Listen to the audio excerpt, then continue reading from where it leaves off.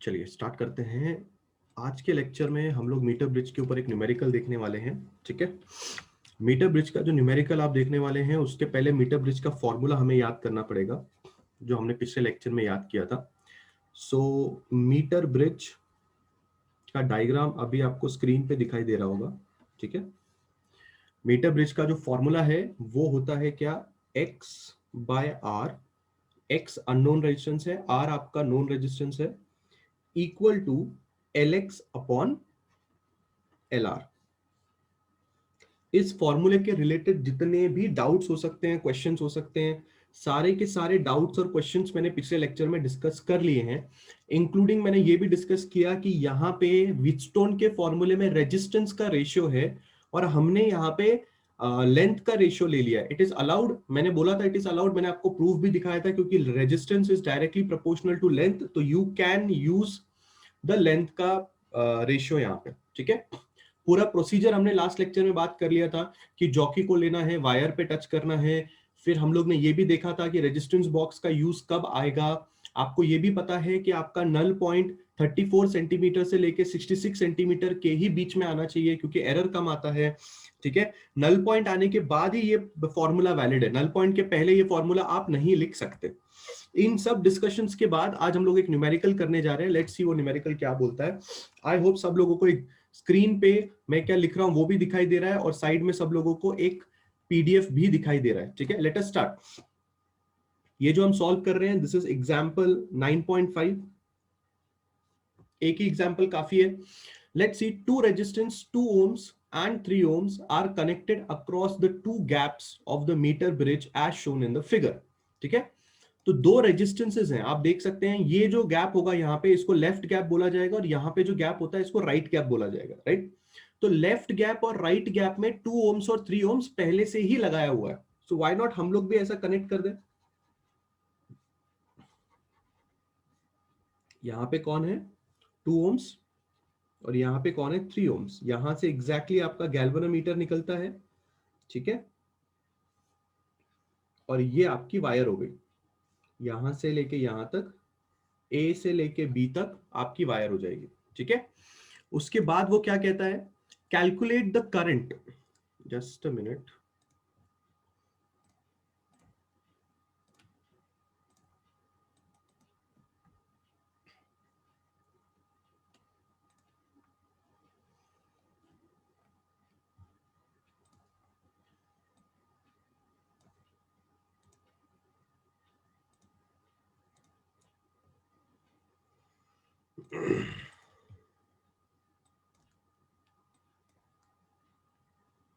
हाँ जी। उसके बाद वो क्या कहता है, calculate the current through the cell when the bridge is balanced. Just listen the thing, वो आपसे चाहता है कि आप कैलकुलेट करें करंट मीटर ब्रिज के थ्रू, है ना। Calculate the current through the cell when the bridge is balanced. ये एक क्वेश्चन है यहां से लेके यहां तक का। ठीक है, अनदर क्वेश्चन क्या बोलता है, and the specific resistance of the material of the bridge wire. और एक क्वेश्चन क्या है, सेकंड क्वेश्चन क्या है, हमें बताना है specific resistance of the material of the wire. Specific resistance के बारे में मैंने कल बात किया था, जिसको आप रो से डिनोट करते हो, इसको आप स्पेसिफिक रेजिस्टेंस बोलते हो। इसके बारे में भी हम लोगों ने लास्ट लेक्चर में बात करके रखा हुआ है। फॉर्मूला अगर आपको याद आएगा, R is equal to rho L by A नाम का फॉर्मूला लास्ट लेक्चर में मैंने आपको दिखाया था। यहां से आप स्पेसिफिक रेजिस्टेंस का फॉर्मूला निकाल सकते हो, rho is equal to R A by L. ठीक है, तो अपन लोगों को दो चीजें यहाँ पे डिराइव करनी है। सबसे पहले तो हमको ये बताना है कि टोटल करंट सेल में से कितना फ्लो हो रहा है, उस बारे में हमें जानकारी चाहिए। और दूसरी जानकारी हमें इस बारे में चाहिए कि उस वायर का स्पेसिफिक रेजिस्टेंस क्या है। ठीक है, आगे बढ़ते हैं। क्वेश्चन में आगे ये बोलता है, given the resistance of the bridge wire is 1.49 ohms and its diameter is 0.12 centimetre. और दो जानकारी आपको दी हुई है। क्या जानकारी आपको दी हुई है, resistance of the wire is given to be 1.49 ohms और आपको दिया हुआ है diameter of the wire as 0.12 centimetre. ये दो जानकारी आपको दी हुई है। ठीक है, चलिए ये क्वेश्चन जरा सॉल्व करते हैं, इसको मैं जरा आपको एक्सप्लेन कर देता हूं कि क्या यहाँ पे बातें हो रही हैं। ठीक है, सबसे पहली चीज क्या है, सबसे पहली चीज ये है कि आपको बहुत अच्छी तरह से पता है कि इस सर्किट में एक सेल लगाते हैं हम लोग। इस सर्किट में क्या लगाते हैं, एक सेल लगाते हैं। तो सपोज कीजिए अगर आप इधर डायग्राम देखेंगे तो यहां पे उन्होंने जो सेल लगाया हुआ है वो पहले से हमें गिवन है। कितने वोल्ट का सेल लगाया हुआ है, 12 वोल्ट का उन्होंने सेल लगाया हुआ है, पहले से गिवन है डायग्राम में, पहले से ही सेल 12 वोल्ट का गिवन है। ठीक है, सबसे पहली चीज जो हमें चाहिए वो ये चाहिए कि करंट जो है coming out of the cell, ये सबसे पहली चीज हमें फाइंड करनी है। ठीक है, अगर हमें करंट फाइंड करना है सेल से निकला हुआ तो हम लोग किस चीज का इस्तेमाल करेंगे, हम लोग इस्तेमाल करेंगे ओम्स लॉ का। हम लोग किसका इस्तेमाल करेंगे, ओम्स लॉ का इस्तेमाल करेंगे। ओम्स लॉ आपसे क्या कहता है, ओम्स लॉ कहता है V is equal to I R. ये सबको पता होगा कि इतना ओम्स लॉ कहता है, परंतु परंतु आपने एक चीज का ध्यान देना, you have to always be careful of one thing. ठीक है, वो एक चीज क्या है, सपोज करो आप यहां से करंट का फॉर्मूला लिखते हो, तो करंट का फॉर्मूला आप क्या लिखोगे, V बाय आर। करंट जो आपको निकालना है वो सेल से निकला हुआ निकालना है, मतलब जो सेल से करंट निकलता है उसको आप टोटल करंट मानते हो। जो सेल का वोल्टेज है उसको आप टोटल वोल्टेज मानते हो। तो जो यहां पे रेजिस्टेंस आप पुट करोगे उसको भी आपको टोटल पुट करना पड़ेगा। वापस रिपीट करता हूं मैं,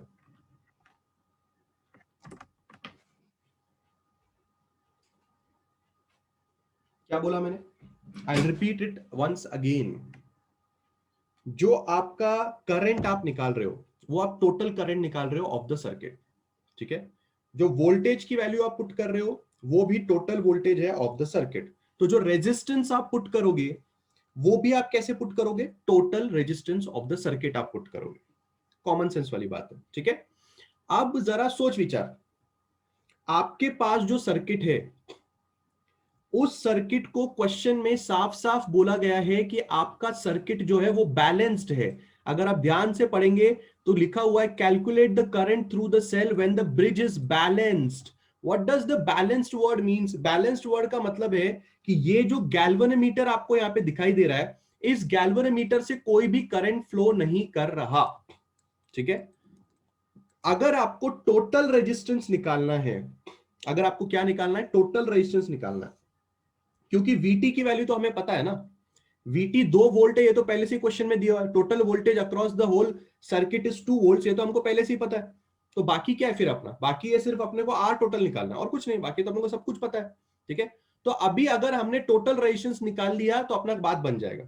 टोटल रेजिस्टेंस निकालने के लिए मैं डायग्राम कैसे बना रहा हूं जरा अच्छे से देखिए। यहां पे है आपके पास एक रेजिस्टेंस 2 ओम्स का, यहां पे आपके पास एक रेजिस्टेंस है 3 ओम्स का। मैं यहां पे एक रेजिस्टेंस बना रहा हूं, उसको मैं नाम दे रहा हूं RW, और मैं नीचे और एक बैटरी बना रहा हूं और मैं उसको लिख रहा हूं 2 वोल्ट्स। अच्छी तरह से इस सर्किट को और इस सर्किट को सब लोगों ने देखना है। 2 ओम का रेजिस्टेंस यहां पे भी है, 2 ओम का रेजिस्टेंस यहां पे भी है, 3 ओम्स का रेजिस्टेंस यहां पे भी है, 3 ओम का रेजिस्टेंस यहां पे भी है। मैंने इस बीच वाली वायर को नहीं बनाया। टोटल रेजिस्टेंस निकालते वक्त जब भी आप टोटल रेजिस्टेंस निकालेंगे तो आप उस वायर्स को ड्रॉ नहीं करेंगे जिसमें करंट फ्लो नहीं होता। इस वाली वायर में करंट फ्लो नहीं होगा क्योंकि क्वेश्चन में साफ साफ बोला है that the bridge is balanced. If the bridge is balanced no current will flow through the galvanometer, that is IG is 0। Remove this wire. When will do this, कब करना है, जब आप टोटल रेजिस्टेंस निकाल रहे हो, हर बार नहीं करना। टोटल रेजिस्टेंस निकाल रहे हो तब ये वायर निकाल के फेंक देने का, क्योंकि उसमें से कोई करंट फ्लो नहीं हो रहा।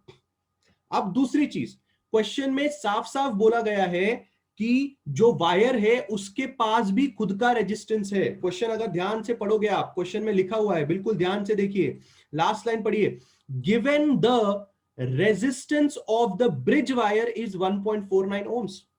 देखा, resistance of the bridge wire का मतलब क्या है, ये जो वायर आपने यहां पे लगाई है ना A और B के बीच में, 1 मीटर की जो आप वायर लगाते हो, 100 सेंटीमीटर की वायर लगाते हो, उसका खुद का रेजिस्टेंस 1.49 ओम्स है।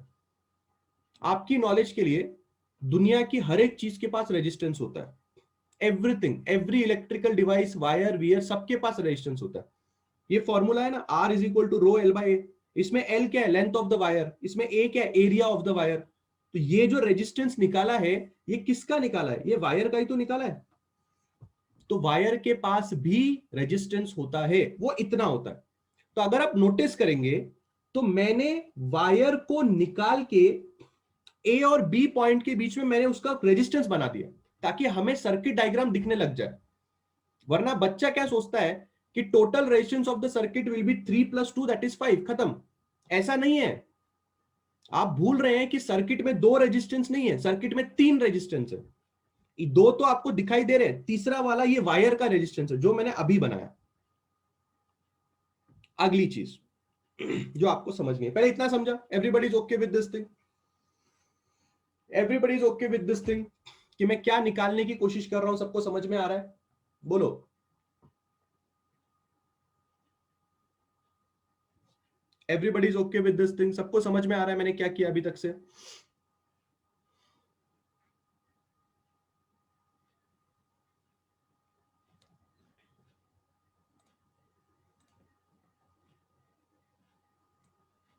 ठीक है, चलो। अब अगर आप 11th क्लास की अपनी नॉलेज यूज करेंगे तो आपको समझ में आएगा कि टोटल रेजिस्टेंस निकालने के लिए, टोटल रेजिस्टेंस निकालने के लिए आप सीरीज और पैरेलल का इस्तेमाल करते हो, बराबर है? बचपन में आपने सीरीज एंड पैरेलल सुना होगा। तो अगर हम टोटल रेजिस्टेंस निकालने के लिए सीरीज और पैरेलल का इस्तेमाल करेंगे, मोहित इस पर्टिकुलर वायर के लिए कांस्टेंट होगा, क्योंकि इस वायर की लेंथ और इस वायर का एरिया अगर चेंज नहीं होगा तो इस वायर का रेजिस्टेंस 1.49 जिंदगी भर के लिए रहेगा, पर ऐसा होगा नहीं। ठीक है?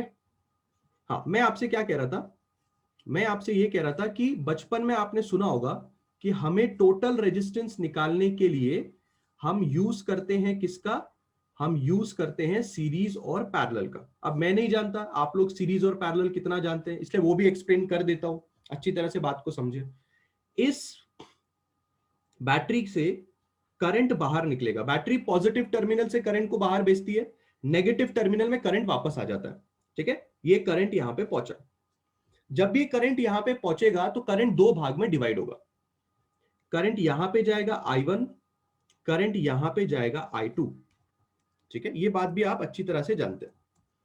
यहां से करंट पहुंचेगा I2, ये जाएगा पूरा का पूरा I2, ये जाएगा पूरा का पूरा I2, I2 यहां से I1 आएगा, दोनों I1 I2 मिलेंगे, वापस आएगा और वापस आएगा। ये डायग्राम बनाना मैंने आपको KCL में सिखाया था। ठीक है? कि कैसे करंट डिवाइड होता है। अब सीरीज का फॉर्मेट क्या होता है, अगर किसी 2 रेजिस्टेंस में से सेम करंट जा रहा होगा, किसी 2 या 3 या 4 या 10 रेजिस्टेंस में से सेम करंट जा रहा होगा, तो वो लोग सीरीज में माने जाते हैं। तो सबसे पहली चीज आपने क्या देखनी है, ये जो 2 ओम दिख रहा है और ये जो 3 ओम दिख रहा है, इन दोनों में करंट सेम जा रहा है। क्या बोला मैंने? Same current is flowing through 2 ohm and 3 ohm. कौन सा सेम करंट है, कौन सा सेम करंट है? I2। देख सकते हैं आप, I2 नाम का करंट 2 ओम से भी जा रहा है और 3 ओम से भी जा रहा है। अगर किसी 2, 3, 4, 50 रेजिस्टेंस में से सेम करंट जाता है, then they are in series. हरदम ये बात सब लोगों ने याद रखनी है।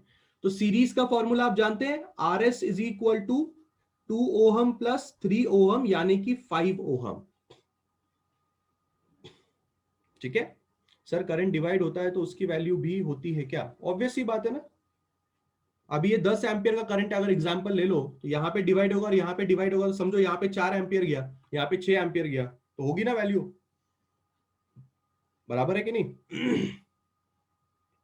इसका मतलब आपको क्या समझा, इसका मतलब आपको क्या समझा? ये ऊपर के दोनों रेजिस्टेंस सीरीज में थे, दोनों का सीरीज मिला के आपको 5 ओम्स मिला। अब आपने क्या करना है, अब आपने वापस सर्किट को रीड्रॉ करना है। इनिशियल स्टेजेस में जब तक आप सीरीज और पैरेलल के साथ कंफर्टेबल नहीं हो जाते, तब तक आप लोगों ने मेरे ये स्टेप्स को फॉलो करना है और आपको बहुत काम आएगा। अब आप बिल्कुल ध्यान से देखिए, नीचे वाले रेजिस्टेंस को तो मैंने हाथ नहीं लगाया था, 1.49 ओम तो वैसे का वैसे ही था, पर ऊपर 2 ओम्स था और 3 ओम्स था, दोनों को मिला के अपने को 5 ओम्स मिला, तो मैंने यहां पे 5 ओम्स लिख दिया। अब आपने वापस करंट भेजना है अगर आपने यहां से वापस करंट भेजा तो आप नोटिस करोगे यहां पे करंट और यहां पे करंट डिवाइड होगा। अब आप देख सकते हैं करंट यहां पे डिवाइड हुआ तो 5 ओम और ये दोनों के दोनों सीरीज नहीं पैरेलल में माने जाएंगे, बिकॉज करंट डिवाइड हो रहा है, इसका मतलब है 5 ohms and 1.49 ohms are in parallel. अब आपके दिमाग में एक डाउट आ सकता है, एज अ स्टूडेंट आपके दिमाग में डाउट आ सकता है कि सर करंट तो पहले भी डिवाइड हो रहा था, ये देखो सर इधर भी I1 जा रहा था, इधर भी I2 जा रहा था, अभी भी इधर I1 जा रहा है, इधर I2 जा रहा है, तो आपने पहले कभी पैरेलल की बात क्यों नहीं की? आप अगर नोटिस करेंगे तो पैरेलल कैसे होगा मैं आपको समझाता हूं। ये वाला ब्रांच, ये ऊपर वाला एक ब्रांच, इसको ब्रांच बोलते हैं, क्या बोलते हैं? ब्रांच। ये वाला ब्रांच और ये वाला ब्रांच अभी भी पैरेलल में है, पर अगर आप नोटिस करेंगे ये दोनों पैरेलल में है पर उसके अंदर दो लोग सीरीज में है। जरा दिमाग लगा के सोचो, ये वाला ब्रांच और ये वाला ब्रांच अभी भी पैरेलल में है पर उसके अंदर दो लोग सीरीज में है। तो कभी भी हम लोग ब्रांच के अंदर का सीरीज पहले सॉल्व करते हैं, फिर हम लोग ब्रांच का पैरेलल सॉल्व करते हैं। दिमाग में रखिए बात हरदम। करंट अभी भी यहां पे डिवाइड हो रहा है कि नहीं हो रहा है? तो करंट इस पूरे ब्रांच में डिवाइड हुआ और करंट इस पूरे ब्रांच में डिवाइड हुआ। The word I am using is branch. I agree कि करंट यहां पे भी डिवाइड हो रहा है, करंट यहां पे भी डिवाइड हो रहा है, परंतु आप ये इस बात को समझ पा रहे हैं क्या कि ब्रांच के अंदर दो ऐसे रेजिस्टेंस है जिनमें सेम करंट जा रहा है? तो पहले उनको निपटाओ, फिर उसको निपटाने के बाद आप वापस सोचोगे तो अब क्या है, इस ब्रांच में एक रजिस्टर है, इस ब्रांच में एक रजिस्टर है, अब ये दोनों के दोनों पैरेलल में होंगे।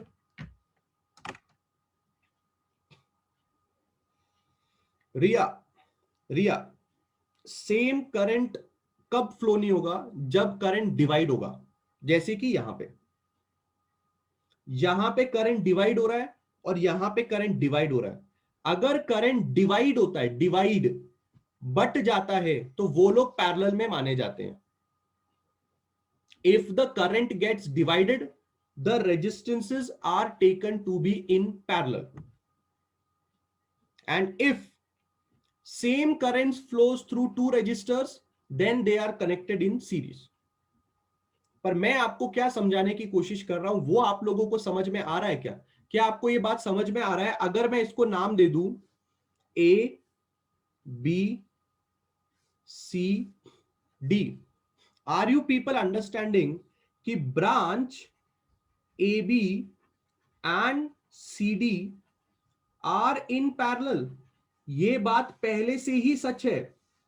और यहां पे भी अगर आप नोटिस करोगे सी डी ए बी यहां पे भी पैरेलल में है, पर आपको समझ में आया क्या? ब्रांच के अंदर दो रेजिस्टेंस सीरीज में थे क्योंकि उन दोनों से करंट सेम जा रहा था, तो इसलिए पहले हमने उसको सॉल्व किया, फिर हमने वापस उन ब्रांच को अभी देखा, तो अभी हमें पता चला कि ब्रांच में अब सिर्फ एक एक रेजिस्टेंस बाकी है।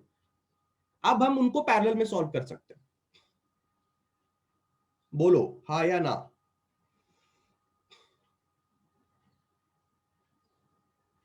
डिफरेंट नहीं बोलना है श्रेया, श्रेया मैं वही सबको बोल रहा हूं।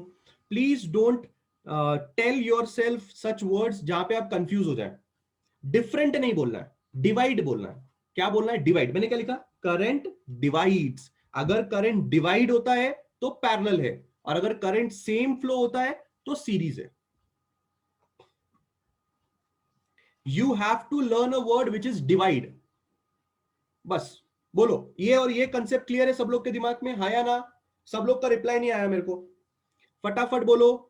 क्या आपको समझ में आया? पहले हमने सीरीज सॉल्व किया, फिर हमने उसके बाद अब पैरेलल सॉल्व कर रहे हैं। Everybody is agreeing to this statement, हाँ या ना हो जाए? उठ गए सब लोग? है सब लोग तैयार?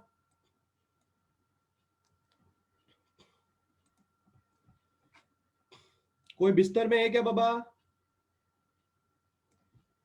उठ के बैठना है, बिस्तर में सोते सोते लेक्चर अटेंड नहीं करना है। अगर कोई दिख गया मेरे को बिस्तर में सोते सोते, बेटा निकाल के फेंक दूंगा बाहर। वीडियोस ऑन नहीं करने हैं। 2 वोल्ट का कहां से आया सेल का? 2 वोल्ट का सेल पहले से ही डायग्राम में दिया हुआ है। 2 वोल्ट का सेल पहले से ही डायग्राम में दिया हुआ है, ठीक है? तो आपको उसका टेंशन नहीं लेना है। आगे बढ़ा जाए, बहुत ही बढ़िया। तो अभी ये 5 ओम्स को और ये 1.49 ओम्स को हमें पैरेलल में सॉल्व करना है। तो आई होप बचपन में आपने पैरेलल सॉल्विंग सुना होगा। कैसे करते हैं parallel solving? 1 upon RP is equal to 1 upon कितना लिखना पड़ेगा हमें? 5 प्लस 1 अपॉन 4.9, ठीक है? तो ये कैसे सॉल्व होगा? 1 upon RP is equal to 1.49 plus 5 upon 5 into 1.49। RP आप कैसे लिखोगे? 5 इंटू 1.49 अपॉन 1.49 प्लस 5। यहां पे 1 अपॉन आरपी था, मैंने उसका रेसिप्रोकल लिया, तो यहां पे भी रेसिप्रोकल हो जाएगा, ठीक है? नीचे मल्टीप्लीकेशन था, ऊपर मल्टीप्लीकेशन आ गया, और यहां ऊपर प्लस था, नीचे प्लस आ गया, रेसिप्रोकल ले लिया मैंने यहां पे भी, ठीक है? अब आप देख सकते हैं ये यहां पे सॉल्व किया हुआ है, टेक्स्ट बुक ने यहां पे इसको सॉल्व किया हुआ है। आंसर इसका कितना आता है? 1.15 ओहम्स, ठीक है? तो अब आपका फाइनल डायग्राम बनेगा। फाइनल डायग्राम कैसे बनेगा? ऐसा बनेगा, 1.15 ओहम, और आपकी बनेगी एक बैटरी कितने की? 12 नहीं, 2 वोल्ट की बैटरी बनेगी। अब आप देख सकते हैं मैंने इन दोनों रेजिस्टेंस को निकाल के मैंने सिर्फ एक रेजिस्टेंस लगाया है, दैट इज 1.15 ओहम्स। तो अब ये जो 1.15 ओहम्स मैंने निकाला है, जिसको आप आरपी बोल रहे हो, ये आपका टोटल रेजिस्टेंस है। अब खाली हमने ओम्स लॉ लगाना है। ओम्स लॉ हमें क्या कहता है? ओम्स लॉ हमें कहता है कि V total is I total R total. तो I total will be V total by R total. V total is 2 and R total is 1.15. If you see, हमको फाइनल आंसर आएगा 1.74 एम्पियर। ये हमारा total current है जो circuit से निकल रहा है। समझ में आया? Can you see textbook का और हमारा सेम आ रहा है, 2 upon 1.15, that will be 1.74 amperes. Clear है सबके दिमाग में टोटल करंट कैसे निकाला मैंने? Everybody is understanding how the total current is found out. बढ़ सकते हैं आगे, बढ़ सकते हैं आगे, ठीक है? अब लास्ट चीज हमें क्या निकालनी थी क्वेश्चन में? हमें और एक चीज निकालनी थी। और एक चीज हमें क्या निकालनी है क्वेश्चन में? क्वेश्चन में और एक चीज बोलता है specific resistance of the material. Specific resistance of the material के लिए मैंने स्टार्टिंग में ही फॉर्मूला लिखा हुआ था।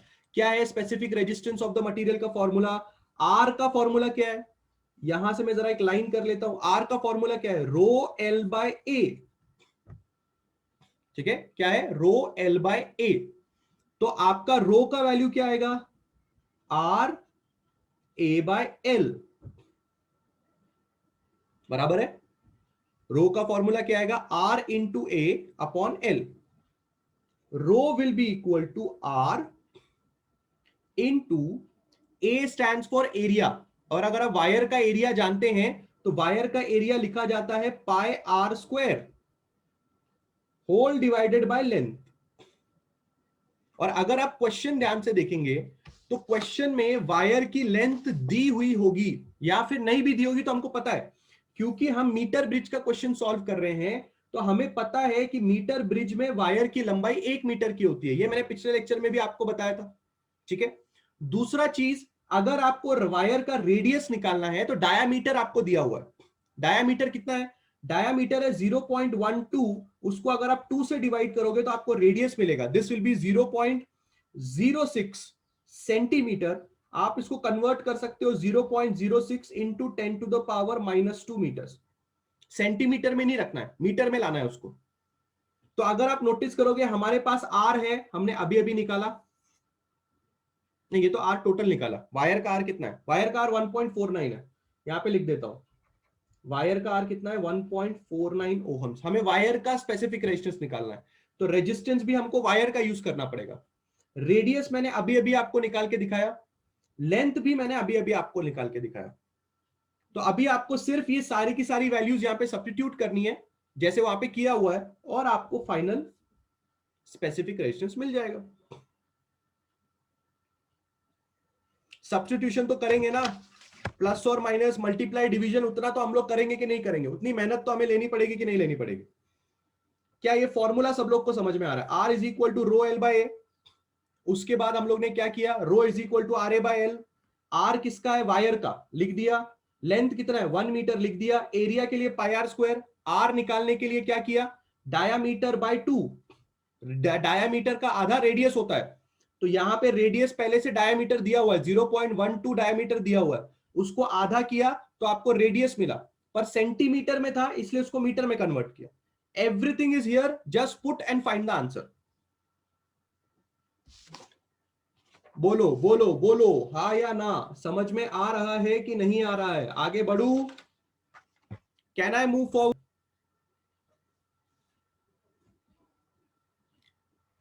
Important, very very very and very, ठीक है। आपके 12th स्टैंडर्ड के हिसाब से, आपके एंट्रेंस के हिसाब से, जेडब्ल्यू हो, नीट हो, ये जेई सीटी हो, कुछ भी हो, एक्सपेक्ट करो इसके ऊपर क्वेश्चन आना है, मतलब आना है, ठीक है। तो अच्छी तरह से समझेंगे, सिंपल है, बहुत ही सिंपल चीज है। पर अगर आपने ध्यान नहीं दिया बेटा, तो ऐसा समझ लो कि अगले इसके बाद के और 2 लेक्चर आपके गए, क्योंकि पोटेंशियोमीटर अब और 2 लेक्चर तो मिनिमम चलेगा, ठीक है ना, इतना बड़ा टॉपिक है। तो अगर आपने अभी स्टार्टिंग नहीं समझी, तो अगले 2 लेक्चर भूल जाओ, आपको कुछ समझ में आएगा, ठीक है। इसलिए अच्छी तरह से उठ के बैठो, जब सो मत जाना बीच में, अच्छी तरह से मेरी बात को समझना, ठीक है। सबसे पहली बात जो आपने यहां पे अंडरस्टैंड करनी है कि पोटेंशियोमीटर नाम की जो चीज है वो क्या करती है, यूज कहां आती है। पोटेंशियोमीटर का अगर आप नाम पढ़ेंगे, potentio, the word potentio is actually come from potential difference. Metre, metre मतलब नापना। तो पोटेंशियोमीटर एक ऐसा डिवाइस है, पोटेंशियोमीटर एक ऐसा डिवाइस है जो वोल्टेज को नापता है, और डिवाइस विच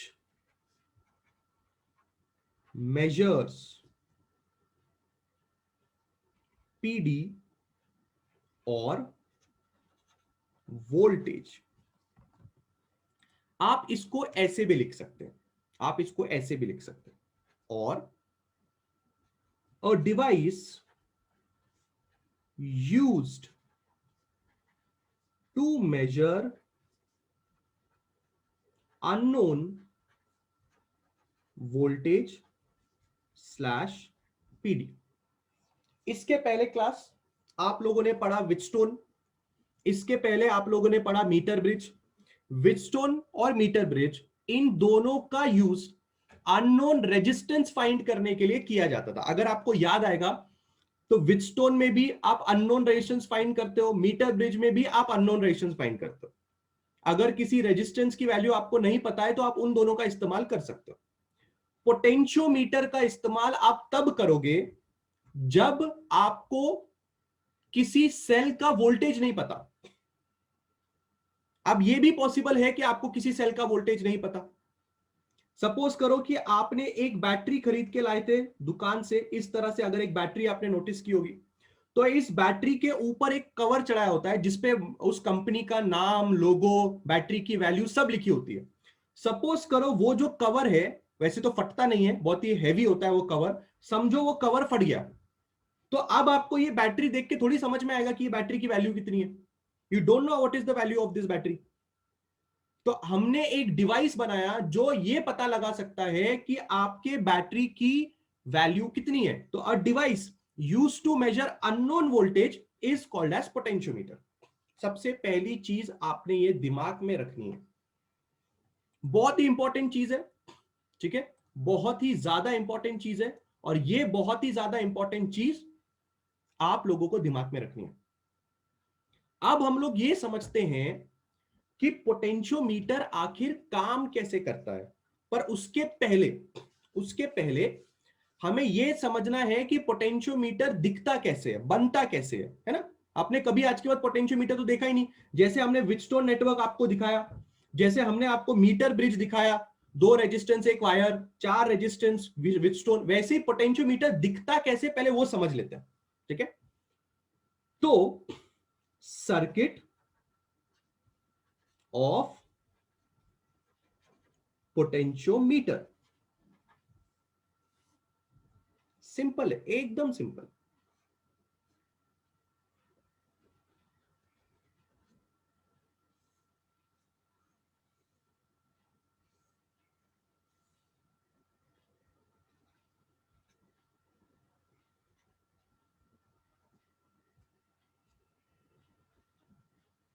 ऐसा दिखता है पोटेंशियोमीटर।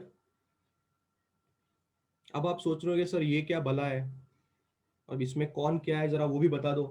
बता देते हैं, सिंपल है।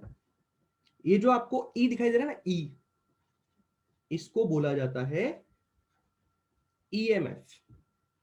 ठीक है, ये जो आपको छोटा आर दिखाई दे रहा है ना, इसको बोला जाता है इंटरनल रेजिस्टेंस। ए से लेके बी तक जो आपको चीज दिखाई दे रही है, इसको बोला जाता है पोटेंशियोमीटर वायर। टेंशन नहीं लेने का। ठीक है, क्या बोला मैंने? पोटेंशियोमीटर 3 चीजों से मिलकर बनता है। क्या 3 चीज होगी? एक तो उसमें एक बैटरी लगी होती है, उस बैटरी का उसका खुद का इंटरनल रेजिस्टेंस लगा होता है, और आपके पास एक वायर होती है। ये वायर की लंबाई कुछ भी हो सकती है, और ये वायर कैसी भी दिख सकती है। अभी मैंने इतनी लंबी चौड़ी वायर लगाई है। सपोज करो आपको इतनी लंबी चौड़ी वायर लगाने का मन नहीं है, आप लोग के पास इतना पैसा नहीं है कि हम लोग इतना लंबा चौड़ा वायर लगाए। हमको एक छोटा सा पोटेंशियोमीटर बनाना है, नहीं हम लोग को इतना नहीं बनाने का, इतना लंबा चौड़ा वायर लगा के हम लोग को टाइम वेस्ट नहीं करने का। तो हम क्या करेंगे फिर? तो आप जरूरी नहीं है, जैसे अभी एक बच्चे ने सवाल पूछा है, आदित्य किशन ने सवाल पूछा है, एक ही शेप है कि और भी कोई शेप है? जरूरी नहीं है। अगर आप इतना लंबा चौड़ा वायर नहीं लगाना चाहते तो आप छोटा सा वायर लेकर लगाओ। कैसे छोटा सा वायर लगाएंगे हम लोग?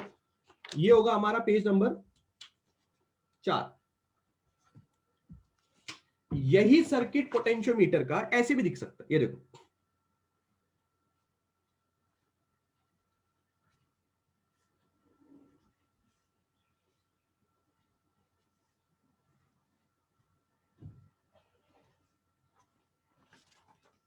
Just look at this.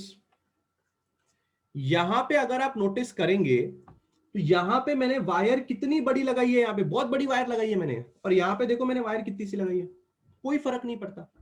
खाली इतना याद रखना है आप लोगों को कि ए से बी पॉइंट के बीच में जो चीज है उसको पोटेंशियोमीटर की वायर बोलते हैं। अब आपके दिमाग में सवाल भी आ सकता है कि वायर किससे बनी है? कोई भी वायर ले लो, कॉपर से बनी हुई ले लो, है ना, सबसे सिंपल तो कॉपर से बनी हुई होती है ना, कॉपर से बनी हुई वायर ले लो।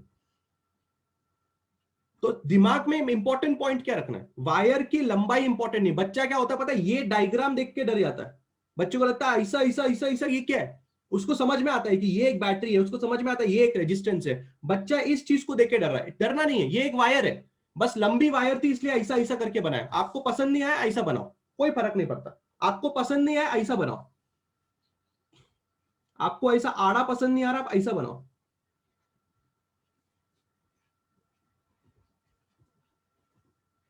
ऐसा डायग्राम बनाओ, कोई गलत नहीं बोलेगा।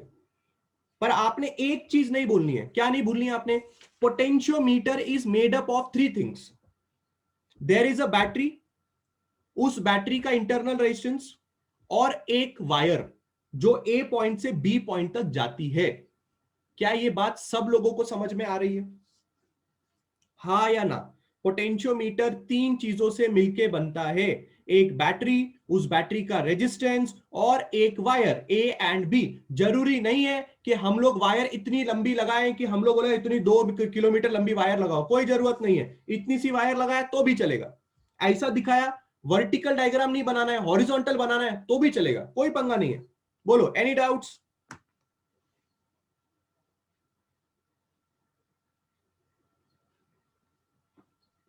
सबका रिप्लाई नहीं आ रहा है, सबका रिप्लाई नहीं आ रहा है। बोलो बोलो बोलो, आया समझ में? Everybody is okay with this thing? Circuit सबको समझ में आया? बार बार इसलिए पूछ रहा हूं, तुम लोग सोच रहे होगे सर हाँ सिंपल तो है, समझ में आ गया। बेटा जब अभी ये सर्किट किसी और सर्किट में मिल के दिखेगा ना, तो तुम लोग पहचानने से इनकार कर दोगे कि यही पोटेंशियोमीटर है। इसलिए बार बार पूछ रहा हूं। पोटेंशियोमीटर का पता लगाने का तरीका, सेल, उसके साथ एक रेजिस्टेंस होगा और एक वायर होगी। यस यस, सेल्स के पास भी रेजिस्टेंस होता है। 11th स्टैंडर्ड में इंटरनल रेजिस्टेंस का नाम सुना होगा आपने, करंट इलेक्ट्रिसिटी चैप्टर के अंदर। 11th स्टैंडर्ड में इंटरनल रेजिस्टेंस को इंट्रोड्यूस किया गया था आप लोग के साथ, ठीक है। उधर आपको ये बोला गया था कि जो रेजिस्टेंस किसी सेल के पास होता है उसको इंटरनल रेजिस्टेंस बोला जाता है। फिलहाल मैं उस डिटेल में नहीं जाना चाहता, अगर मैं वहां चला जाऊंगा तो हमारा ये टॉपिक रह जाएगा, ठीक है। Okay sir, I think potentiometer is going to be easy in your teaching. Yes, it might be easy if you pay attention. If you pay attention, potentiometer will be easy. अब as a student अगर मैं तुम्हारी जगह पे बैठा होता तो मैं अपने दिमाग को बार बार ये चीज बोलता कि अभी तक से मुझे दो चीज पता है। एक तो ये कि पोटेंशियोमीटर का इस्तेमाल अननोन रेजिस्टेंस फाइंड करने के लिए होता है, ठीक है। दूसरा चीज, पोटेंशियोमीटर ऐसा दिख सकता है, पोटेंशियोमीटर वैसा दिख सकता है, या पोटेंशियोमीटर वैसा भी दिख सकता है। तीसरी चीज मेरे दिमाग को मैंने क्या बोल के रखी है कि पोटेंशियोमीटर के अंदर ना तीन चीजें मैंने पक्का ढूंढनी है। एक सेल ढूंढना है, वो सेल का रेजिस्टेंस ढूंढना है या कोई भी रेजिस्टेंस उसके बाजू में ढूंढना है, और मैंने एक वायर ढूंढनी है। वायर की लंबाई जरूरी नहीं है, ठीक है। अननोन रेजिस्टेंस बोला क्या मैंने? Unknown potential, sorry unknown potential, unknown resistance बोल दिया मैंने मुंह से। A device which is used to measure unknown voltage या पीडी, इसके लिए हम पोटेंशियोमीटर का इस्तेमाल करते हैं। अब सवाल ये उठता है, सवाल ये उठता है कि पोटेंशियोमीटर ऐसा कैसे करता है? पोटेंशियोमीटर ऐसा कैसे करता है कि वो एक डिवाइस का पोटेंशियल आपको पता करके बताएगा। पर उसके पहले हमें पता करना है पोटेंशियोमीटर का प्रिंसिपल। प्रिंसिपल ऑफ पोटेंशियोमीटर बहुत ही इंपॉर्टेंट है, बहुत ही इंपॉर्टेंट है। अच्छी तरह से बात को समझना। प्रिंसिपल ऑफ पोटेंशियोमीटर का मतलब है कि पोटेंशियोमीटर काम किस प्रिंसिपल पे करता है, ठीक है। समझाता हूं पोटेंशियोमीटर काम किस प्रिंसिपल पे करता हूं, समझाता हूं। बिल्कुल अच्छी तरह से बात को समझना, बिल्कुल अच्छी तरह से बात को समझना। PD between any two points on the potentiometer wire is directly proportional to the length of the wire between those two points. Is my voice breaking? सबको मेरी वॉइस अच्छी तरह से आ रही है? मेरी आवाज क्लियर है सब लोग के लिए? हाँ जी, सब लोगों के लिए मेरी आवाज क्लियर है?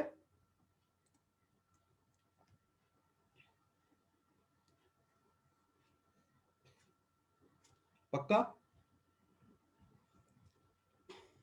अच्छा, एक काम करो, आपके चैट सेक्शन में ना, जब आप चैट कर रहे हो ना, वहां पे एवरीवन सेलेक्ट करो। जहां पे होस्ट लिखा हुआ है ना, आपको दिख रहा होगा चैट में होस्ट लिखा हुआ है, वहां पे एवरीवन सेलेक्ट करो।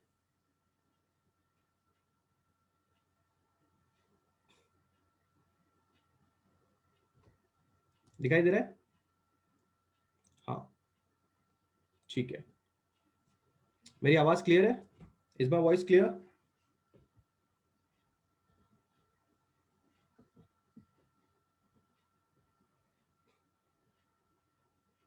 चलिए। हाँ, अब मैं आ रहा हूं प्रिंसिपल ऑफ पोटेंशियोमीटर पे। प्रिंसिपल ऑफ पोटेंशियोमीटर क्या बोलता है पता है क्लास? प्रिंसिपल ऑफ पोटेंशियोमीटर बोलता है potential difference between any two points on the potentiometer wire. यानी कि क्या, अगर मैंने ये एक पोटेंशियोमीटर लिया, ये अक्खा का अक्खा पोटेंशियोमीटर है, ठीक है, ये एक बैटरी है, ये उसका रेजिस्टेंस है, ये ए पॉइंट है, ये बी पॉइंट है, और ए पॉइंट और बी पॉइंट के बीच में है एक वायर, ठीक है, ए पॉइंट और बी पॉइंट के बीच में वायर, जिसको बोला जाता है पोटेंशियोमीटर वायर।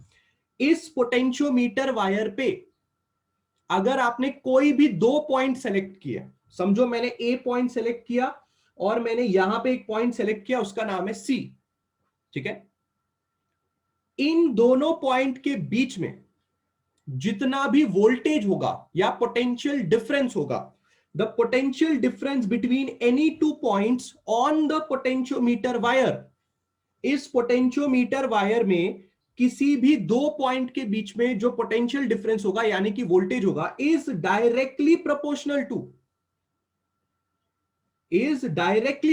टू, मैं ऐसा मानता हूं कि इन दोनों पॉइंट के बीच में जो पोटेंशियल है उसको मैं मानता हूं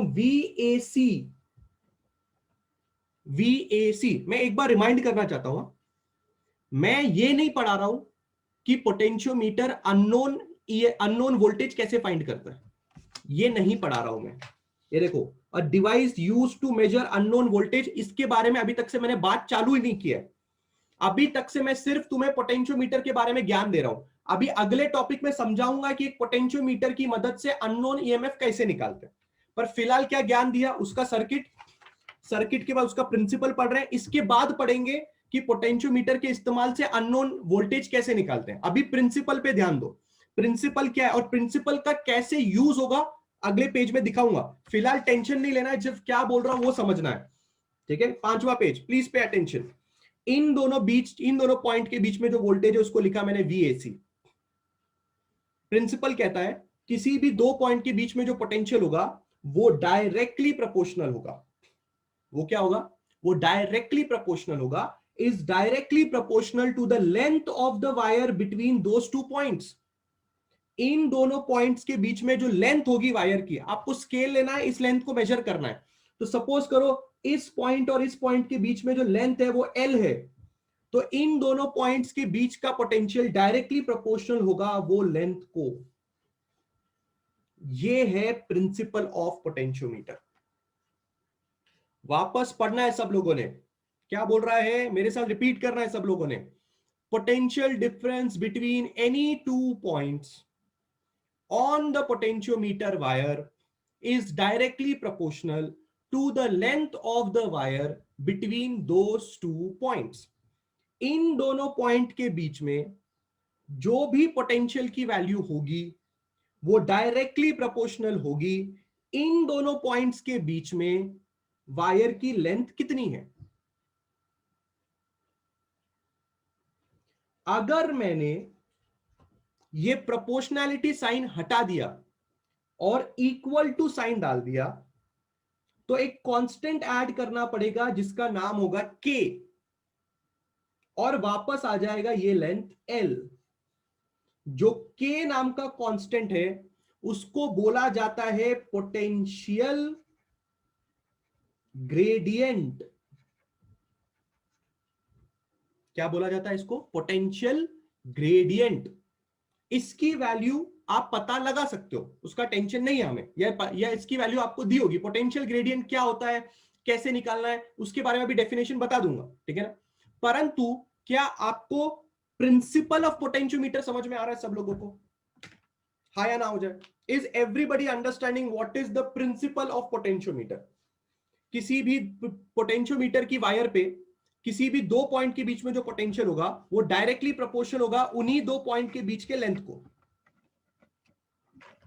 सिंपल है, सिंपल है, everybody is getting it.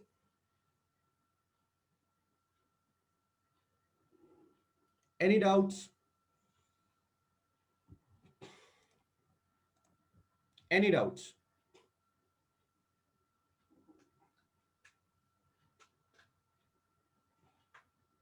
No doubts, आगे बढ़ू। ठीक है, अब मेरी बात, अगली बात ध्यान से सुनना।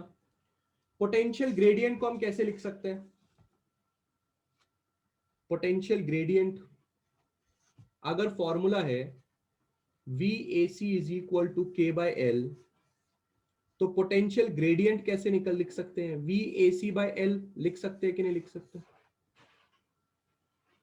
K इधर ही रखो, L को नीचे लेके आओ, VAC/L भी आपका पोटेंशियल ग्रेडियंट का फॉर्मूला निकल सकता है कि नहीं निकल सकता है कि नहीं? तो पोटेंशियल ग्रेडियंट को डिफाइन कैसे करते हैं? पोटेंशियल ग्रेडियंट को डिफाइन करते हैं potential difference per unit length of wire. समझाता हूं, बात को समझाता हूं। What does this means? समझाता हूं पोटेंशियल ग्रेडियंट क्या बोलना चाहता है, समझाता हूं, प्लीज पे अटेंशन। ठीक है, potential difference per unit length of the wire का मतलब क्या है कि 1 मीटर की वायर का जितना पोटेंशियल डिफरेंस होगा, 1 मीटर की वायर का जितना पोटेंशियल डिफरेंस होगा, उसको के बोलते हैं। एग्जाम्पल के तौर पे जरा मैं आपको समझाता हूं, अच्छी तरह से मेरी बात को समझना। ठीक है, एग्जाम्पल के कैसे निकालते हैं मैं एग्जाम्पल देता हूं आपको। ठीक है, एक वायर है आपके पास, वो वायर 10 मीटर लंबी है। वो वायर कितनी मीटर लंबी है? 10 मीटर लंबी है। ठीक है, और उस वायर का नाम है वी, उस वायर का नाम है AB। किसी ने आपको यह भी बता दिया कि इस वायर के अक्रॉस, यानी कि A और B पॉइंट के अक्रॉस जो पोटेंशियल है वो है 20 वोल्ट्स। दो चीजें आपको बताई है, length of the wire 10 metre है और वायर के अक्रॉस जो पोटेंशियल है वो 20 वोल्ट्स है। तो अगर आपने K की वैल्यू निकालनी है, तो K की वैल्यू क्या बोलता है ये ध्यान से पढ़ो। K क्या बोलता है? 1 मीटर की वायर का जितना पोटेंशियल डिफरेंस होगा उसको हम K बोलते हैं, 1 मीटर की वायर का। यहां पे आपको क्या दिया है, ये जानकारी आपको क्या दी हुई है? दिस जानकारी सेज 10 मीटर की वायर का 20 वोल्ट पोटेंशियल है, और K निकालने, K क्या है? 1 मीटर की वायर का कितना पोटेंशियल है। तो अगर मैं आपको एक सवाल पूछूं, इस क्वेश्चन को जरा इस तरह से समझो। ठीक है, 20 चॉकलेट आपने 10 रुपए में खरीदी है। एक चॉकलेट का कीमत कितना है बताओ? 20 चॉकलेट आपने 10 रुपए में खरीदी है, एक चॉकलेट का कीमत कितना है?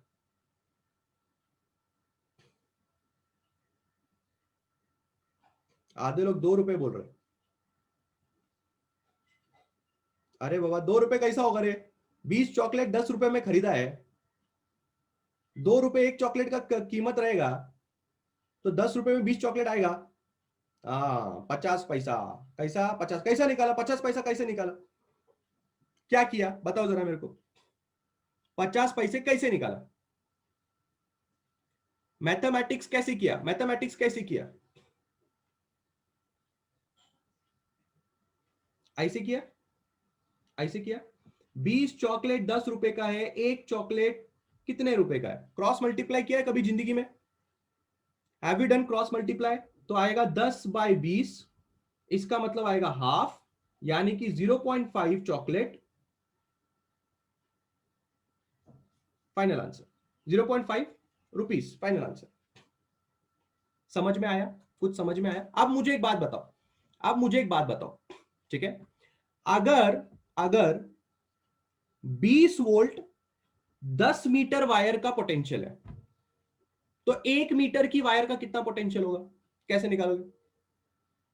जल्दी, अभी अभी तुमने चॉकलेट का आंसर बताया, अभी फटाफट इसका आंसर बताओ। मेरे को ऐसा लगता है VAB/L कर दो, तो तुम्हारे पास क्या आएगा? 20/10, यानी कि तुम्हारे पास क्या आएगा? 2 वोल्ट्स प्रति मीटर। कॉमन सेंस है, कॉमन सेंस, कॉमन सेंस लगा रहे हो आप खाली। सोचो सोचो। VAB is the potential of 10 metre की वायर। 1 मीटर की वायर का जो पोटेंशियल होगा उसको अपन पोटेंशियल ग्रेडियंट बोलते हैं, 1 मीटर की वायर का। तो इसको कैसे पढ़ते हैं? How do you read this? How do you read this? को रीड कैसे करते हो? 2 वोल्ट्स पर मीटर, ऐसे रीड करते हो। जरा इस डेफिनेशन को पढ़ो, जरा इस डेफिनेशन को पढ़ो। 1 मीटर की वायर का जितना पीडी होगा उसको के बोलते हैं 2 वोल्ट्स पर मीटर। दोनों स्टेटमेंट सेम है कि नहीं है? सेम है। तो के की वैल्यू क्या देती है तुम्हें समझ में आया? What is potential gradient? Did you understand what is potential gradient? Potential gradient is the value of potential of 1 metre wire. 1 metre wire की पोटेंशियल का कितना पोटेंशियल होगा वो आपका पोटेंशियल ग्रेडियंट माना जाता है। एक repeat telecast. Principle of potentiometer क्या बोलता है? प्रिंसिपल ऑफ पोटेंशियोमीटर बोलता है पोटेंशियोमीटर की वायर पे किसी भी 2 पॉइंट के बीच में, किसी भी 2 पॉइंट के बीच में जितना भी पोटेंशियल होगा वो उसी 2 पॉइंट के बीच के लेंथ के डायरेक्टली प्रोपोर्शनल होगा। डायरेक्टली प्रोपोर्शनल होगा। कैसे प्रोपोर्शनल होगा? डायरेक्टली प्रोपोर्शनल होगा। ये प्रिंसिपल है। ये प्रोपोर्शनैलिटी साइन आपने हटाया, आपने उसके बदले इक्वल टू साइन डाला, तो आपको वहां पे कांस्टेंट ऐड करना पड़ेगा जिसका नाम है पोटेंशियल ग्रेडियंट। उसका नाम है क्या? Potential gradient. ठीक है? Yes yes. 1 मीटर की वायर का जो पोटेंशियल होगा उसको पोटेंशियल ग्रेडियंट का नाम देते हैं। ठीक है? अभी बताऊंगा, डोंट टेक टेंशन, अभी बताऊंगा। ठीक है, चलो। अब सवाल ये उठता है कि पोटेंशियल ग्रेडियंट क्या होता है। मैंने पोटेंशियल ग्रेडियंट का फॉर्मूला भी लिखा, पर मैंने आपको समझाया। पोटेंशियल ग्रेडियंट का फॉर्मूला है what is the potential difference per unit length of the wire. Potential difference per unit length of the wire. लिख के दिया, 1 मीटर की वायर का जितना पोटेंशियल डिफरेंस होगा उसको आप के बोलोगे। आई होप यहां तक भी आधे लोगों को 50-50 था कि क्या 1 मीटर की वायर का मतलब क्या है। फिर जब मैंने एग्जाम्पल दिया तो मैंने आपको एग्जाम्पल दिया, अगर 10 मीटर की वायर का 20 वोल्ट्स पोटेंशियल है तो 1 मीटर की वायर का कितना पोटेंशियल होगा। जब मैंने चॉकलेट का एग्जाम्पल दिया तो आप इंस्पायर्ड हुए, आपने समझा कि डिवाइड करना है, तो आपने वोल्टेज डिवाइडेड बाय लेंथ किया, 20/10 किया, तो आपको समझ में आया 20 वोल्ट प्रति मीटर। इसका मतलब 1 मीटर की वायर का 2 वोल्ट वैल्यू है तो वो के आ जाएगा। तो के क्या आया? 2 वोल्ट प्रति मीटर। इससे हमें के का यूनिट भी मिलता है, इससे हमें के का यूनिट भी मिलता है। यूनिट ऑफ के इज वोल्ट पर मीटर। ये काम आएगा आपको न्यूमेरिकल में पता करने के लिए कि ये के दिया हुआ है। के का यूनिट क्या है? वोल्ट पर मीटर। इस तरह से आप पता लगा सकते हो कि आपका वोल्ट पोटेंशियल ग्रेडियंट दिया हुआ है क्वेश्चन में। मतलब आधे लोगों को तो समझ में ही नहीं आता कि क्वेश्चन में ये वैल्यू क्या दी हुई है। आपको जरा दिखाओ, एक झलक दिखाता हूं मैं आपको कि मैं ऐसा क्यों बोल रहा हूं कि आधे लोगों को समझ में ही नहीं आता कि क्वेश्चन में ये क्या दिया हुआ है। जरा मैं आपको झलक दिखाता हूं।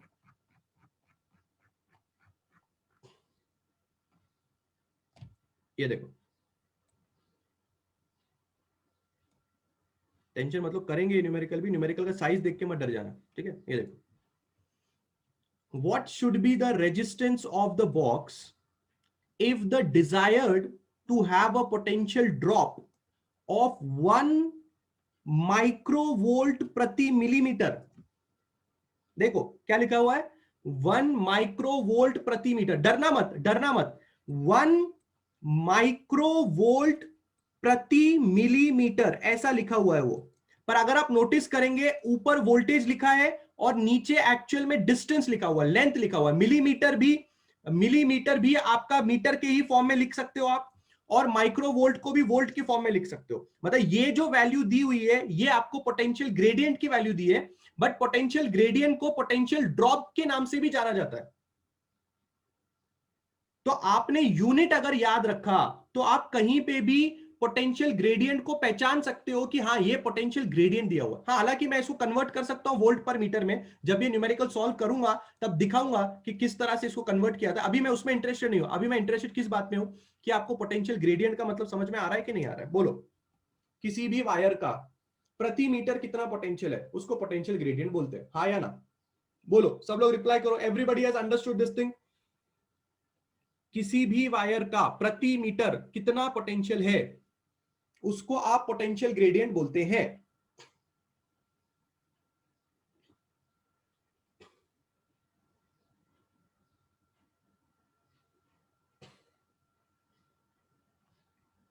ठीक है, चलो अब मैं किसी को सवाल पूछना चाहूंगा। कौन वॉलंटियर करेगा? मैं सिर्फ पूछूंगा ये क्या है वो क्या है, सिर्फ पूछूंगा। कौन वॉलंटियर करना चाहता है? मैं उसको अनम्यूट करूंगा। बोलो, एनीबडी, एनीबडी जो वॉलंटियर करना चाहता है, गिव मी अ यस। खाली मैं उसको सवाल पूछूंगा, आपने जवाब देना है। बोलो, कौन वॉलंटियर करना चाहता है? एनीबडी? अरे डरो मत, सिर्फ सवाल पूछूंगा, सिर्फ सवाल पूछूंगा, आपको जवाब देना है। सिंपल सिंपल पूछूंगा, टफ टफ नहीं पूछूंगा। ठीक है, यस ताहिरा।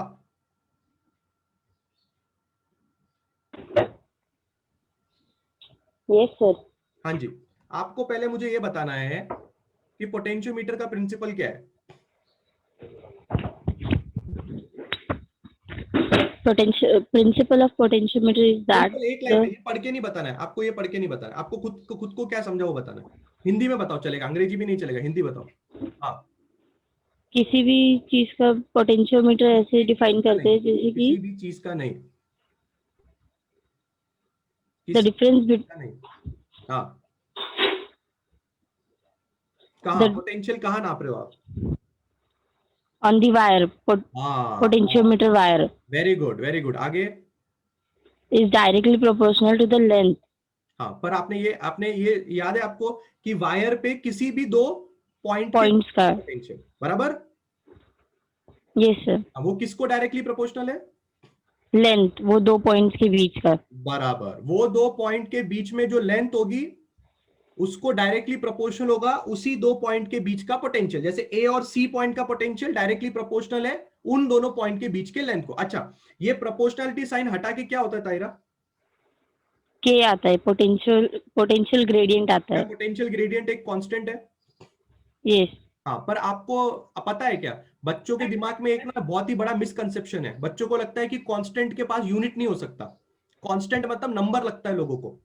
और अगर आपने नोटिस किया ना, हमारे कांस्टेंट के पास यूनिट है यहाँ पे। तो ये मिथ, ये गलत फहमी अपने दिल और दिमाग से निकाल दो कि कांस्टेंट के पास यूनिट नहीं हो सकता। कांस्टेंट एक नंबर होता है, ये दिमाग से निकाल दो। अच्छा ताइरा, what is potential gradient for you? The potential gradient, yes, uh, potential difference per unit potential difference per unit length of the wire. इसका wire. मतलब क्या है? इसका मतलब क्या है? Potential difference per unit length of the wire का मतलब क्या है? कि जितना मतलब पोटेंशियल एक मीटर की वायर का जो अगर पोटेंशियल डिफरेंस है उसको के बोलते हैं। बहुत ही बढ़िया। एक मीटर की वायर, वायर कितनी भी लंबी हो हमें उससे फर्क नहीं पड़ता। वायर 50 मीटर की हो, वायर 100 मीटर की हो, पर एक मीटर की वायर का कितना पोटेंशियल है उसको आप पोटेंशियल ग्रेडियंट बोलेंगे। Thank you so much Tahira. Anybody else want to contribute? और कोई है भाई जो कंट्रीब्यूट करना चाहता है? एनीबडी? सूरज, केवत सूरज, केवत सूरज रेडी है क्या? I hope I am pronouncing your name right. Kevat Suraj, जल्दी बोलिए जल्दी बोलिए। No, okay. Vijay, Vijay Yadav ready है? चलो। Yes sir. हाँ विजय यादव बोलिए, पोटेंशियोमीटर का क्या प्रिंसिपल समझा आपको? कि पोटेंशियोमीटर की जो वायर होती है उन दोनों जो पॉइंट हम कंसीडर करते हैं पोटेंशियोमीटर वो, की वायर पे कंसीडर करते हैं पॉइंट हाँ आप? हाँ उस वायर पे जो हम पॉइंट कंसीडर करते कितने हैं, पॉइंट कंसीडर करते हो? दो पॉइंट, हाँ, वो डायरेक्टली प्रोपोर्शनल होते हैं उन दोनों पॉइंट के बीच के लेंथ को। अच्छा बराबर, ठीक है। फिर आगे। वो फिर हम प्रोपोर्शनैलिटी वो प्रोपोर्शनैलिटी हटा के हमने के रख दिया और पोटेंशियल ग्रेडियंट है वो, और वो जो पोटेंशियल ग्रेडियंट है वो हम जो लेंथ कंसीडर करते हैं उसके लिए जो पोटेंशियल होता है वो होता है वो लेंथ कंसीडर कितनी करते हैं पर पोटेंशियल ग्रेडियंट कितनी लेंथ का होता है? 1 मीटर का होता है। हाँ, मतलब 1 मीटर की वायर का जो पोटेंशियल होगा उसको आप पोटेंशियल ग्रेडियंट बोलेंगे। बहुत ही बढ़िया, thank you so much Vijay and thank you so much तायरा। I hope लोगों को समझ में आ रहा है, ठीक है। एक दो लोगों के लिए आगे मैं ऐसे करूंगा, मैं चाहता हूं कि आप लोगों का रिस्पॉन्स भी मुझे समझ में आए, ताकि आप लोग भी पार्टिसिपेट करेंगे तो अच्छा लगेगा, ठीक है। I will continue this thing अगर आपको पसंद आएगा तो, वरना नहीं भी करेंगे। मैं ही पढ़ाता जाता हूँ, मैं ही बकबक करता जाता हूँ, मैं सोचा थोड़ा आप लोग से भी जान लेता हूँ, ठीक है। बहुत ही बढ़िया, thank you so much. I hope ये बात सब लोग को समझ में आ रही है, ठीक है। अब मैं क्या बोल रहा हूं पता है क्या, अब सवाल ये उठता है कि sir that's really great, sir that's really great कि सर हमें पता चल चुका है कि पोटेंशियोमीटर दिखता कैसे है, हमें पता चल गया है कि पोटेंशियोमीटर का प्रिंसिपल क्या है, और हमें यह भी पता चल गया है कि पोटेंशियल ग्रेडियंट क्या है, सब कुछ पता चल गया। पर सर जब तुमने टॉपिक चालू किया तो तुमने हमको बोला कि पोटेंशियोमीटर का इस्तेमाल अननोन वोल्टेज पता करने के लिए किया जाता है। अभी तक से तो हमें समझा ही नहीं अननोन वोल्टेज किधर है, क्योंकि मैंने समझा ही नहीं। अब मैं समझाने जा रहा हूं, तो अब तुम लोग तैयार हो कि पोटेंशियोमीटर का इस्तेमाल अननोन वोल्टेज को कैसे निकालते हैं पोटेंशियोमीटर के इस्तेमाल से। जरा बिल्कुल ध्यान से समझना, अगला 10 मिनट तुम्हारे जिंदगी का ना सबसे इंपॉर्टेंट 10 मिनट होने वाला है, वरना अगर तुम ये नहीं समझ पाए बेटा भूल जाओ कि तुम्हें पोटेंशियोमीटर समझेगा। ऐसे मैं दूसरी बार बोल रहा हूं, ठीक है। अब अच्छी तरह से मेरी बात को समझना, रेडी है? पेज नंबर बता दे खाली, 6 ये था 7, सबके आंखें कान घुटना सब यहां पे होना चाहिए, पे अटेंशन ध्यान से, ठीक है। Suppose we have a unknown cell E1। Suppose करो ये आपके पास एक सेल है, उसका नाम E1 है, और आपको नहीं पता कि इस E1 नाम का जो सेल है इसकी वैल्यू कितनी है, आपको नहीं पता।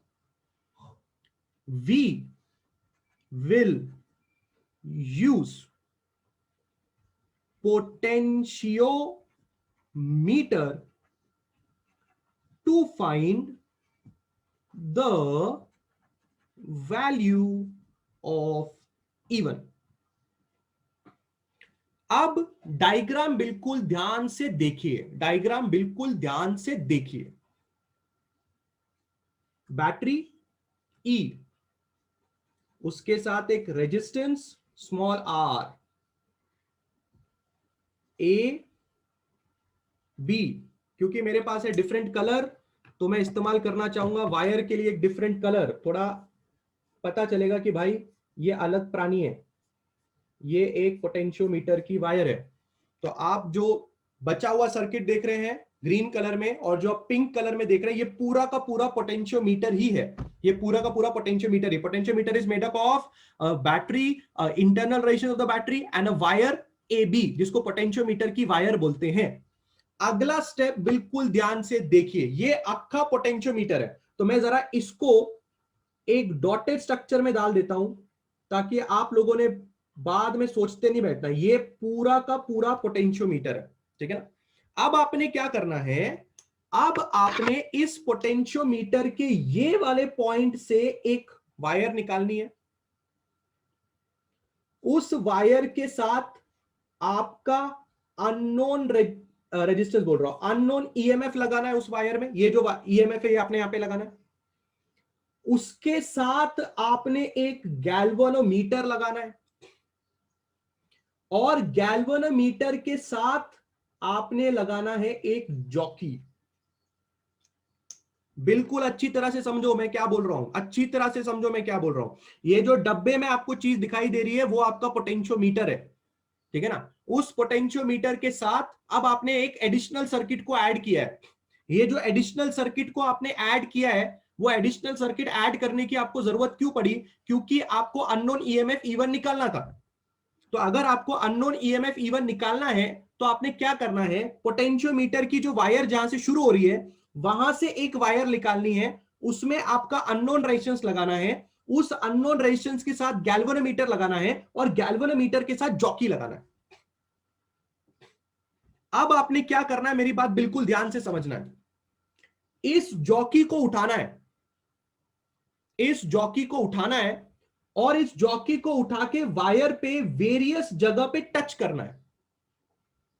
इस जॉकी को उठाना है और वायर पे अलग अलग जगह पे टच करना है। आपको मीटर ब्रिज वाली फीलिंग आ रही होगी, आपको मीटर ब्रिज वाली फीलिंग सब लोगों को आगे होगी, सर ऐसा तो मीटर ब्रिज में करते थे। हाँ वही कर रहे हैं, वही कर रहे हैं। और आपको पूरी वायर पे एक ऐसा पॉइंट ढूंढ के निकालना है जब ये गैल्वेनोमीटर नल डिफ्लेक्शन दिखाएगा। टच करना है, you have to touch on the wire and you know why you have to touch and you don't have to drag और रब और slide, you know the reasons जो हमने last lecture में बात कर लिए थे। टच करो वायर पे, जॉकी को टच करो। वायर पे जॉकी को जब टच करोगे आपको पूरी वायर पे नल पॉइंट ढूंढ के निकालना है। नल पॉइंट का मतलब क्या है, जब ये गैल्वेनोमीटर डिफ्लेक्शन देना बंद कर देगा उसको अपन बोलते हैं नल पॉइंट। सपोज करो ये जो पॉइंट है सी, वो नल पॉइंट है। C is the null point on the potentiometer wire. And how did you know that C is the null point?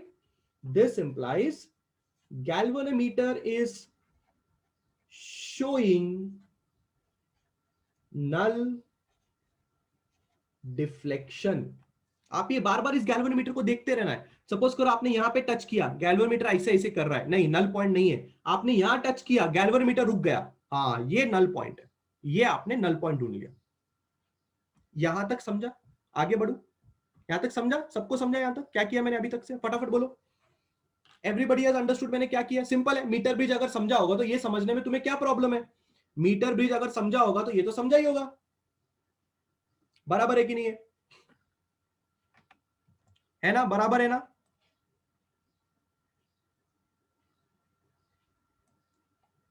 बहुत ही बढ़िया, बहुत ही बढ़िया। अगला काम आपने क्या करना है? ये तो पहला काम आपने किया। अगला काम आपने करना है measure the length of AC. ये एसी जो लेंथ है ना, इसको आप मेजर करो, इसको आपने मेजर करना। ठीक है, अब मैं ये थोड़ा डायग्राम वापस बनाता हूं, पर मैं पूरा डायग्राम नहीं बनाऊंगा, मैं सिर्फ उतना डायग्राम बनाऊंगा जितना मेरे काम का है। बिल्कुल अच्छी तरह से देखना। ये पॉइंट है ए, ये पॉइंट है सी। ठीक है, यहां से आ रही है एक बैटरी जिसका नाम था E1, उसके साथ है एक गैल्वेनोमीटर, और इस तरह से आपने टच किया था यहां पे जॉकी। नोटिस करो, मैंने पूरा का पूरा डायग्राम हटा दिया, बैटरी हटा दी, इंटरनल हटा दी, सिर्फ समझाने के लिए। आपको नहीं हटाना है, रेगुलर में आपको नहीं हटाना है, मैं सिर्फ समझाना चाहता हूं। ए पॉइंट है, सी पॉइंट है और नीचे का पूरा स्ट्रक्चर है, सिर्फ इतना मैं आपको समझाने की कोशिश कर रहा हूं। ठीक है, अगर आपने नोटिस किया होगा, पॉइंट ए दिख रहा है आपको, पॉइंट सी दिख रहा है आपको, नीचे आपको बैटरी दिख रही है, बैटरी के साथ आपको गैल्वेनोमीटर दिखाई दे रहा है, और आपने ये पॉइंट पे टच किया। वैसे वायर बहुत बड़ी है, वायर कहां तक है? सी से बी तक की वायर है, सी से बी तक की वायर है, पर मैंने सिर्फ ए से सी तक क्यों कंसीडर किया? क्योंकि नल पॉइंट यहां मिल गया, सिर्फ दिखाने के लिए कंसीडर किया है, सिर्फ आसानी से बताने के लिए कंसीडर किया। अब मेरी बात बिल्कुल ध्यान से समझना, बिल्कुल मेरी बात ध्यान से समझना, सब हार्ट एंड सोल इधर ही है। If galvanometer is showing null deflection, then we can say that VA is equal to VC. मेरी बात अच्छी तरह से सुनो, सुन के लो, दिमाग में डाउट आने से पहले और खुद को ये बोलने से पहले, अबे ये क्या लिख दिया सर ने, ये बोलने से पहले मेरी बातें पहले सुन के लो। पेशेंस रखो, पेशेंस रखो। मैंने तुम्हें व्हीटस्टोन नेटवर्क के एक लेक्चर में ना सिर्फ एक न्यूमेरिकल सॉल्व करवाया था, अगर तुम्हें वो लेक्चर याद होगा। जिन जिन लोगों ने वो लेक्चर अटेंड किया है, यू माइट बी थिंकिंग कि सर आपने 1.5 घंटा सिर्फ एक न्यूमेरिकल क्यों सॉल्व किया। आप फटाफट भी कर सकते थे, आप बोल सकते ऐसा है वैसा वैसा। मैंने इसलिए वो 1.5 घंटे में एक न्यूमेरिकल सॉल्व करवाया, क्योंकि उस न्यूमेरिकल में मुझे तुम्हें एक बहुत ही इंपॉर्टेंट बात बतानी थी जो आज इस्तेमाल होने वाली है। उस न्यूमेरिकल में मैंने तुम्हें एक बात यह बताई थी कि अगर 2 पॉइंट के बीच में, पठान मुदस्सिर बेटा, अगर अगले 1 सेकंड में तू बिस्तर से नहीं उठा तो अगले दूसरे सेकंड में तेरे को मैं लेक्चर के बाहर निकाल दूंगा।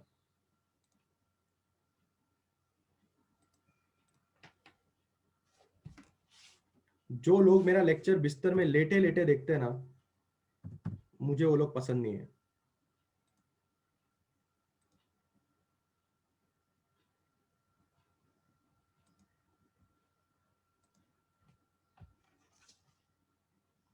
That's really great.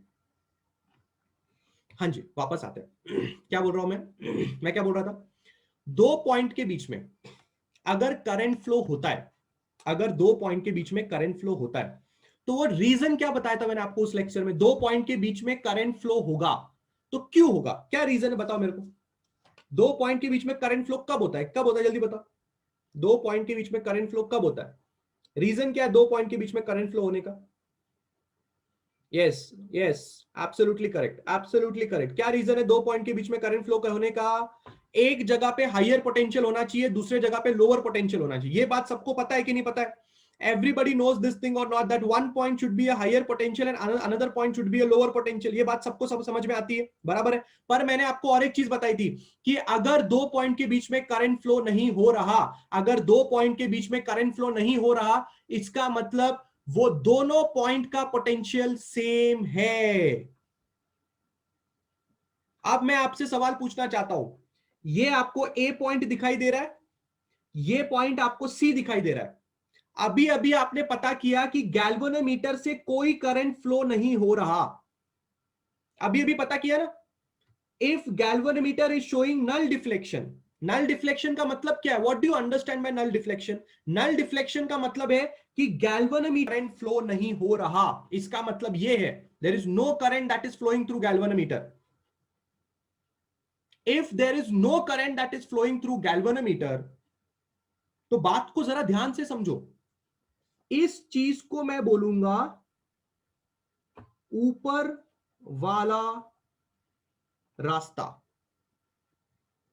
इस चीज को मैं बोलूंगा नीचे वाला रास्ता।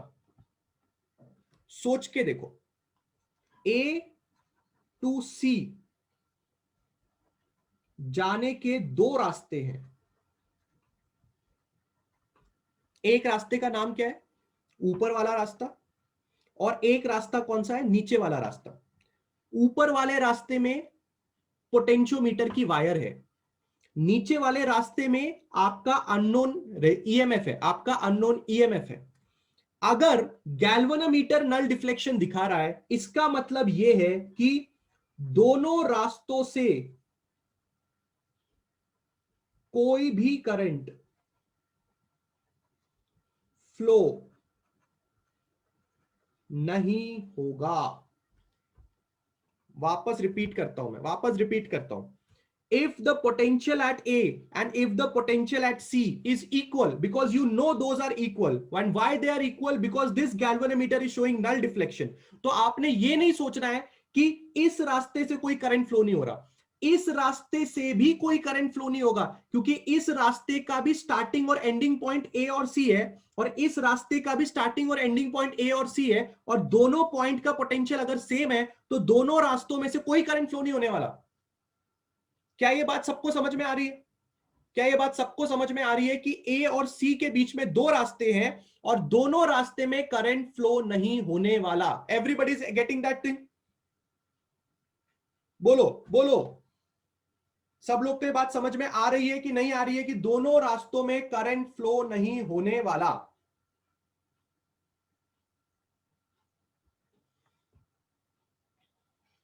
मैं रिपीट कर रहा हूं, सबका ध्यान यहां पे होना चाहिए। मैं रिपीट कर रहा हूं, ठीक है? सबसे पहले तो ये जो मैंने सर्किट उठा के लाया ना, ये सर्किट मैंने पूरे के पूरे पोटेंशियोमीटर के वायर से उठा के लाया। कौन सा सर्किट उठा के लाया? ए सी और ये वाला सर्किट, इसको मैंने उठा के यहां पे बना दिया। मैं आपको क्या समझाने की कोशिश कर रहा हूं, जरा बिल्कुल ध्यान से समझिए। आप लोगों ने अभी अभी पता किया कि वायर पे, जो कि बहुत लंबी वायर थी, सी पॉइंट पे टच करने के बाद आपको गैल्वेनोमीटर ने नल डिफ्लेक्शन दिखाया, ठीक है। अगर आपके गैल्वेनोमीटर ने नल डिफ्लेक्शन दिखाया, तो गैल्वेनोमीटर के नल डिफ्लेक्शन दिखाने के बाद आपको क्या समझ में आता है? गैल्वेनोमीटर का नल डिफ्लेक्शन दिखाने का मतलब है कि इस नीचे वाले रास्ते में कोई करंट फ्लो नहीं हो रहा, तभी तो गैल्वेनोमीटर नल डिफ्लेक्शन दिखाएगा ना। अगर इस नीचे वाले रास्ते में कोई करंट फ्लो नहीं हो रहा, तभी तो गैल्वेनोमीटर नल डिफ्लेक्शन दिखाएगा। जितने लोगों ने रिपीट टेलीकास्ट देने के लिए बोला, क्या आपको यह बात समझ में आती है? पहले मुझे इतना बताओ, अगर गैल्वेनोमीटर नल डिफ्लेक्शन दिखा रहा है, इसका मतलब नीचे वाले रास्ते में कोई करंट फ्लो नहीं हो रहा। क्या यह बात सबको समझ में आती है? जिन लोगों ने रिपीट करने के लिए बोला है, मैं सिर्फ उन लोग से बात कर रहा हूं। बोलो, are you understanding this thing? Well aware of this thing? if I'll ask you why you are saying that कि गैल्वेनोमीटर से कोई करंट फ्लो नहीं हो रहा, क्या ये जो मैंने लिखा है ये बिल्कुल सही लिखा है? बिल्कुल सही लिखा है मैंने ये चीज। अगर दो पॉइंट के बीच में पोटेंशियल सेम होगा, तभी उन दोनों पॉइंट के बीच में करंट फ्लो नहीं होगा। ये हमने व्हीटस्टोन नेटवर्क के टॉपिक में सीखा। पर अगर आप सोच के समझ के देखेंगे, तो ए और सी पॉइंट के बीच में सिर्फ एक रास्ता नहीं है, ए और सी पॉइंट के बीच में दो रास्ते हैं, एक ऊपर वाला रास्ता, एक नीचे वाला रास्ता। अगर नीचे वाले रास्ते से करंट फ्लो नहीं हो रहा, तो ऊपर वाले रास्ते से भी करंट फ्लो नहीं होगा। मैं ये बोलने की कोशिश कर रहा हूं, ए टू सी यहां से भी करंट फ्लो नहीं होगा, और ए टू सी यहां से भी करंट फ्लो नहीं होगा। क्यों नहीं होगा? क्योंकि ये वाले रास्ते का और ये वाले रास्ते का शुरुआत और अंत, starting point and ending point तो ए और सी है ना। एक और चीज समझाता हूं, समझो डायग्राम ऐसा है।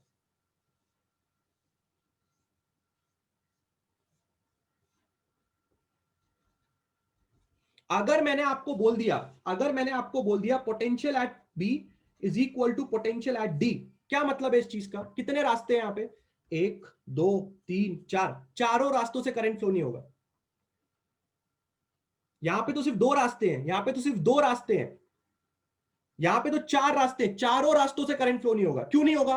क्यों नहीं होगा? क्योंकि चारों रास्तों का शुरुआत और अंत एक ही पॉइंट है ना, एक ही पॉइंट है कि नहीं? और अगर उस पॉइंट का और दूसरे वाले पॉइंट का पोटेंशियल सेम है, तो करंट यहां से एंट्री नहीं मारेगा।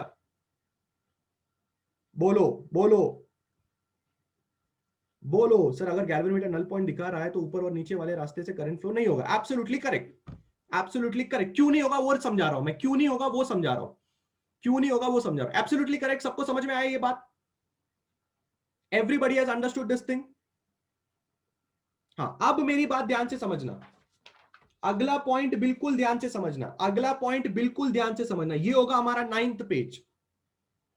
What can we say is that अगर ऊपर वाले रास्ते और नीचे वाले रास्ते की बात आपको समझ में आ रही है, तो अब मैं ऐसा बोल सकता हूं कि पोटेंशियल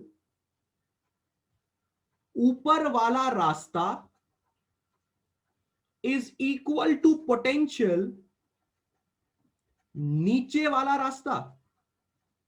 एक्चुअली मुझे ब्रांच वर्ड यूज करना चाहिए, पर मुझे ब्रांच से ज्यादा रास्ता वर्ड पसंद आ रहा है। मैं आपको बात बताता हूं मैं क्या लिखा हूं, बिल्कुल ध्यान से समझना।